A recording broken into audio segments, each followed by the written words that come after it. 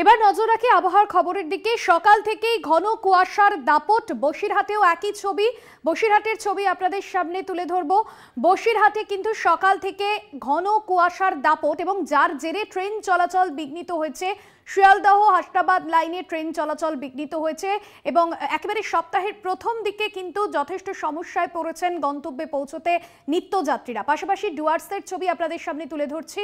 নতুন বছরের শুরুতেই উত্তরবঙ্গে কিন্তু একেবারে জাঁকিয়ে শীত পড়েছে। যে শীতের অপেক্ষা করছিলেন বঙ্গবাসী, নতুন বছরে সেই শীতের আমেজ একেবারে উপভোগ করছেন বঙ্গবাসী। একদিকে বসিরহাটে, অন্যদিকে ডুয়ার্সের ছবি। বসিরহাট থেকে রয়েছেন আমাদের প্রতিনিধি ফোন লাইনে সঞ্জিত চক্রবর্তী। সঞ্জিত, বসিরহাটে সকাল থেকে ঠিক কিরকম আবহাওয়া রয়েছে?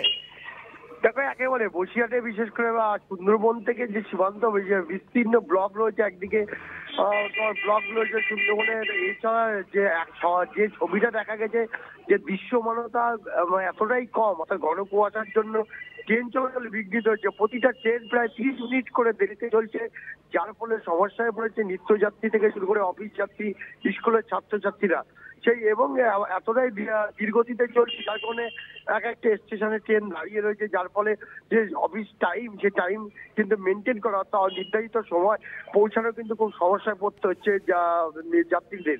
এছাড়াও পাশাপাশি যেটা দেখা গিয়েছে, তোমার সুন্দরবনের যে লেবুখালী এবং নেজাটের বেদনী নদীতে যে ফেরি চলাচল অনেকটাই দীর্ঘ, প্রায় বন্ধের মুখে।